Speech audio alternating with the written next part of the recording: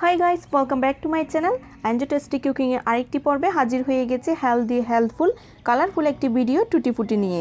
Cake, ice cream, পায়েস, জর্দা সহ যে কোনো মিষ্টি জাতীয় খাবার ডেকোরেশন করতে এর ব্যবহার হয়ে থাকে। এটা খাবারের স্বাদ এবং সৌন্দর্যকে বাড়িয়ে দেয় বহু গুণে। পাপায়া ক্যান্ডি হিসেবেও বাচ্চাদের হাতে তুলে দিতে পারেন এই পেঁপের মোরব্বাগুলি। আর বাচ্চারা কেন, আমার মতো বুড়ো বাচ্চারাও এটা কিন্তু খুব পছন্দ করবে।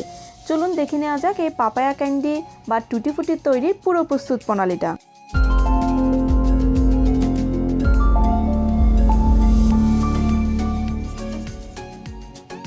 সারা বছর পাওয়া যায় খুবই কমন একটি সবজি পেঁপে। এই পেঁপেগুলি দিয়েই তৈরি করছি আজকের টুটি ফুটি। আমি দুইটা মাঝারি সাইজের কাঁচা পেঁপে নিয়ে নিয়েছি। পেঁপেগুলো ভালোভাবে পরিষ্কার করে দিয়ে উপর দিক থেকে খোসা ছাড়িয়ে নিয়েছি। খোসা ছাড়িয়ে এবার ছোট ছোট টুকরো করে নিয়েছি। টুকরোগুলো আপনাদের পছন্দ অনুযায়ী, বেশি ছোটও না বেশি বড়ও না। বেশি ছোট করলে এটা যখন আমি প্রিপেয়ার করব তখন এটা আরো ছোট হয়ে যাবে, তাই মাঝারি আকারে টুকরো করে নিয়েছি। আমি পাত্রে পানি হালকা গরম করে নিয়ে এতে পেঁপেগুলি দিয়ে দিয়েছি। এবার পেঁপেগুলোকে 70% সেদ্ধ করে নেব। সম্পূর্ণ সেদ্ধ করার দরকার নেই, 70% সিদ্ধ করে আমি এটাকে পানি ঝরিয়ে নিচ্ছি। এবার সেই একই পাত্রে আমি 1.5 কাপ পরিমাণ চিনি দিয়ে দিয়েছি। মেজারমেন্ট কাপে 1.5 কাপ চিনি এবং 1.5 কাপ পানি দিয়ে আমি একটি হালকা শিরা তৈরি করে নেব। আপনারা 2 কাপ চিনি 2 কাপ পানি দিয়েও একটা শিরা তৈরি করে নিতে পারেন। চিনিগুলি পানির সাথে সম্পূর্ণভাবে মিশে গেলেই এবার আমি এতে আগে থেকে হালকা ভাপিয়ে রাখা পেঁপেগুলি দিয়ে দিচ্ছি।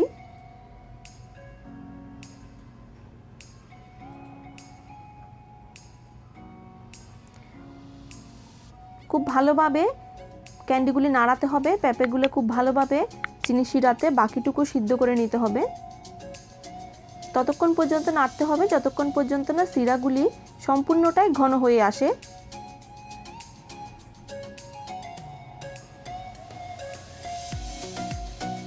7-8 মিনিট জাল করতে করতে শিরাটা অনেকটাই ঘন হয়ে এসেছে। শিরাটা দেখুন, এভাবে ধরলে একতার সৃষ্টি হচ্ছে।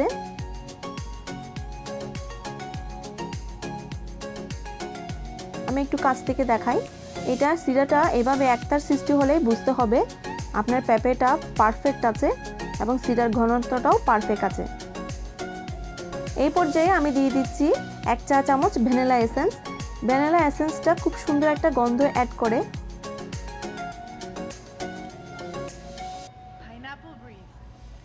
এই পর্যায়ে আমি আলাদা আলাদা 5টা বাটিতে পেঁপে আর শিরা সহ উঠিয়ে নিয়েছি।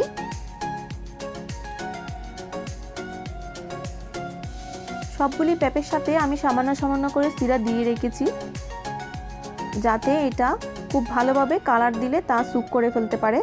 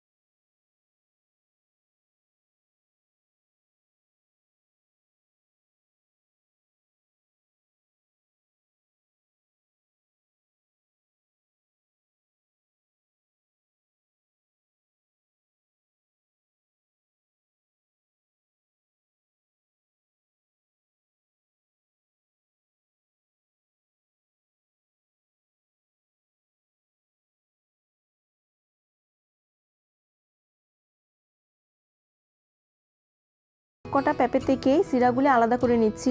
কালারফুল যে সিরাগুলি রয়ে গেছে এটা ফেলে দেওয়ার কোনো দরকার নেই। এটা দিয়ে আপনি তৈরি করে নিতে পারেন বিভিন্ন কালারফুল শরবত, কোল্ড ড্রিঙ্কস এবং লেয়ার পুডিং সহ আরও নানান ধরনের।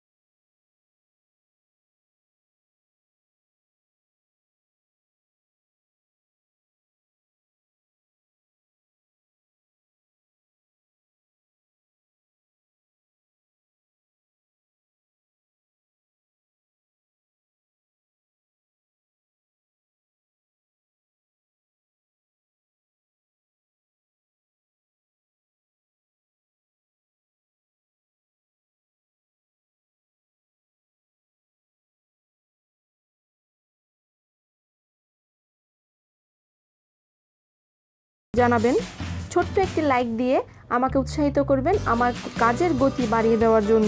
আমার চ্যানেলটাকে সাবস্ক্রাইব করে সাথেই থাকবেন। ওকে ফ্রেন্ডস, আজ আর বাড়াচ্ছি না, আজ এখানেই বিদায়। Thank you so much watching.